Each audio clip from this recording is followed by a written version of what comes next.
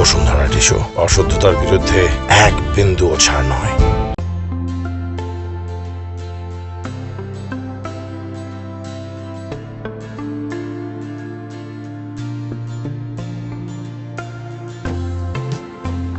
চারশো বছরের ইতিহাস আর মুঘল আমলের স্মৃতি বুকে নিয়ে রমজান এলেই নতুন করে প্রাণ ফিরে পায় পুরান ঢাকার চকবাজারের ইফতার হাট।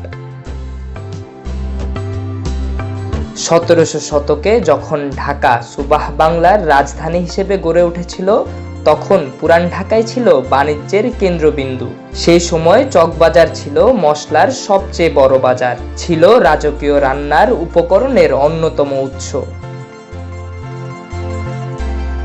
1676 খ্রিস্টাব্দে মুঘল সুবেদার শায়েস্তা খান এখানে নির্মাণ করেন ঐতিহাসিক শাহী মসজিদ। পরে 1702 সালে নবাব মুর্শিদ কুলি খাঁ চকবাজারকে আধুনিক বাজার হিসেবে গড়ে তোলেন। ইতিহাসবিদদের মতে সেই সময় থেকেই রমজান মাসে এখানে বসতো অস্থায়ী ইফতার বাজার, যা ধীরে ধীরে পরিণত হয়েছে ঐতিহ্যে। নবাব হাসান আসকারি খাইছে, গনি খাইছে, সলিমুল্লাহ খাইছে, মানে যারা সলিমুল্লাহ সাহেবও খাইছে। জি জি খাই নতুন জায়গা এখানে মনে করেন আমার দাদার সময় থেকে এখানে ইফতারের আয়োজন করা হইতো।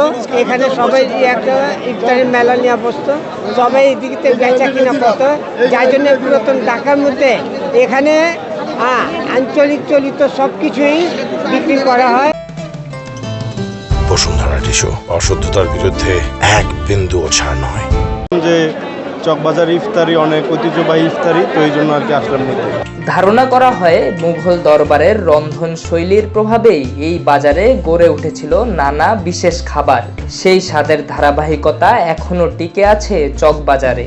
শাহী জিলাপি, বোরহানি, কাবাব কিংবা জনপ্রিয় বড় বাপের পোলায় খায়, প্রতিটি পদ যেন সময়ের সাক্ষী।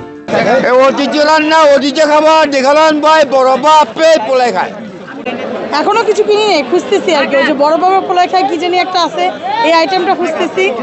আর এখন বুট নিলাম, আর দেখি কি কি নেওয়া যায়, কারণ এত আইটেম নেওয়ার মতন আসলে ডিসিশনে নেওয়া যাচ্ছে কোনটা থেকে কোনটা নেব। এখানে আমাদের সুতলি কাবাব আছে, এটা আমরা পছন্দ করি, আর পনির, এইগুলো স্পেশাল। সময়ের সাথে ঢাকার পরিধি বেড়েছে, তবুও রমজান এলেই মানুষ ফিরে আসে পুরান ঢাকার এই ঐতিহাসিক প্রাঙ্গণে। ঐতিহ্যের সেই স্বাদ, সেই পরিবেশ আজও আকর্ষণ করে হাজারো মানুষকে। রোজার বিকেল গড়াতেই এখনো জমে ওঠে চকবাজার। ইফতারের আগ মুহূর্তে উপচে পড়ে ক্রেতাদের ভিড়। দাম বেড়েছে, শহর বদলেছে, কিন্তু মানুষের টান এখনো কমেনি। আমাদের বয়স থেকে ছোটবেলা থেকে দেখেছি বাবারা এখান থেকে, আমাদের ছোটবেলায় আমি যেমন আমার ছেলেকে নিয়ে আসছি, আমার বাবা আমাদের নিয়ে এরকম এখানে প্রতি বছরে আসা হয়। হ্যাঁ, প্রতি বছর প্রতিবার নিয়ে আসা। না, আমার কাছে একই রকম মনে হয়। এটাই আমাদের যুগ যুগ ধরে আসতেছে, এটা আমাদের জন্য ভালো একটা কিছু। একই রকম আছে, হয়তো বা একটু ক্রাউড কম বেশি থাকে আর কি, খাবার সবই একই রকম থাকে। ইভেন যে ইয়েগুলো, যে টেবিলগুলো বসে, টেবিলের মানুষগুলোও একই দেখি। ইতিহাসের পথ ধরে আজও প্রাণচঞ্চল চকবাজারের ইফতার হাট। মুঘল আমল থেকে আধুনিক নগর, সময় যতই বদলাক, ঐতিহ্যের আলোয় উজ্জ্বল থাকুক পুরান ঢাকার এই ইফতার বাজার।